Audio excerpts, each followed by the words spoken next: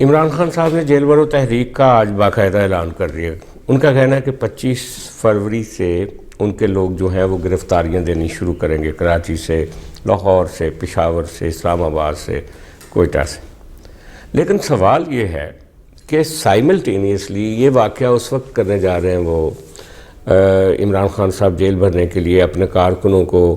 گرفتاریاں دلوانے کے لیے کہہ رہے ہیں، اپیل کر رہے ہیں، اس وقت جب وہ اپنے لیے ایک ضمانت کے لیے کوشش کر رہے تھے، اور 20 فروری کو ان کا ضمانت کا جو کیس ہے وہ لاہور ہائی کورٹ میں سنا جائے گا۔ تو کیا اس کو جیل بھرو تحریک کہا جائے گا یا جیل سے نکلو تحریک کہا جائے گا؟ کیونکہ اگر لیڈر جو ہے وہ اپنے لیے ایک کمفرٹ زون چاہتا ہے، اپنے لیے ضمانت چاہتا ہے، اپنے لیے ایک آسائش چاہتا ہے، تو اس کا ورکر کس طریقے سے فرنٹ لائن پہ آ کے اپنی گرفتاریاں دے گا، اور اگر دے گا تو وہ کتنی ڈیوریبل وہ ایک انرجی ہوگی اس کے اندر۔ ایک دن آئیں گے، دوسرے دن آئیں گے، تیسرے دن آئیں گے، اور پھر آگے گورنمنٹ کی کیا حکمت عملی ہوگی؟ کیا وہ ان لوگوں کو گرفتار کرے گی، یا یہ لوگ جیلوں کے باہر دھرنا دیں گے، یا جیلوں کے باہر بیٹھے رہیں گے؟ یہ سارے سوالات اپنی جگہ پہ ہیں۔ عمران خان صاحب کو ایک کلیئرٹی کے ساتھ فیصلہ کرنا چاہیے کہ اگر تو انہوں نے اس ڈیموکریسی پہ وہ بلیو کرتے ہیں، اور اگر وہ الیکشن پہ بلیو کرتے ہیں، تو ان کو الیکشن کروانے کے لیے جو وہ سٹرگل کر رہے ہیں، جس طرح سے پریزیڈنٹ نے خط لکھ دیا ہے چیف الیکشن کمشنر کو، جس طرح سے لاہور میں ہائی کورٹ نے آرڈر جاری کیے ہوئے ہیں گورنر کو اور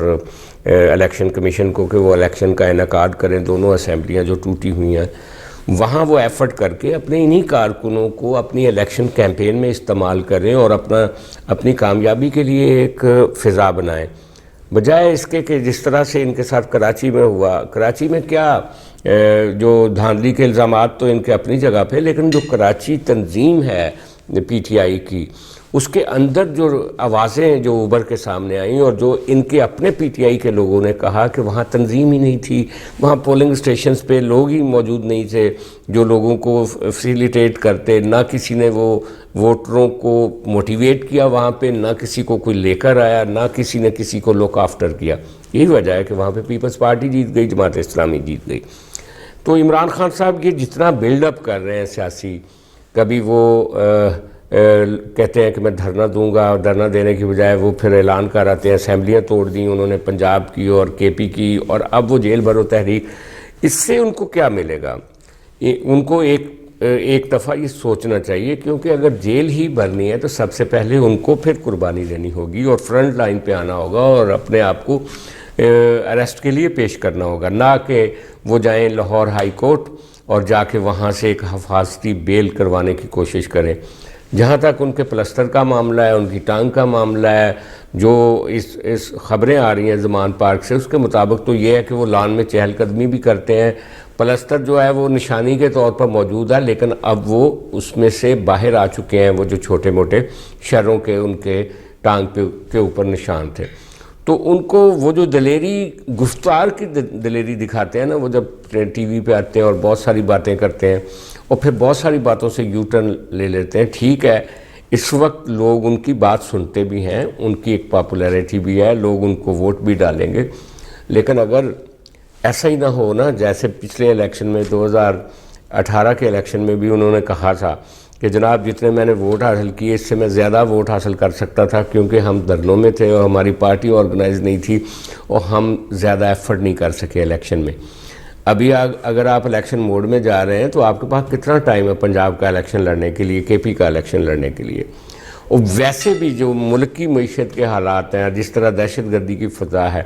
اس میں تو ڈی اسٹیبلائزیشن جو ہے وہ کسی بھی طرح نیشنل انٹرسٹ میں نہیں ہے۔ تو آئی تھنک ان کو ری تھنک کرنے کی ضرورت ہے اپنے 25 فروری کے فیصلے کو، اور جو اعتزاز احسن صاحب نے ان کو مشورہ دیا تھا نا کہ اپنے کارکنوں کو مت تھکائیں، ان کو ضرورت کے تحت استعمال کریں، اور وہ مشورہ ہی ان کے لیے فائز ہے کہ وہ کارکنوں کی قربانی ہر جگہ پہ دینے کے لیے وہ تیار ہو جاتے ہیں۔ جیسے زمان پارک کے باہر کارکنوں نے ڈیرے لگائے ہوئے ہیں ان کی گرفتاری کو روکنے کے لیے، اور آپ ان کو کہہ رہے ہیں کہ کارکن جائیں اور گرفتاری دیں۔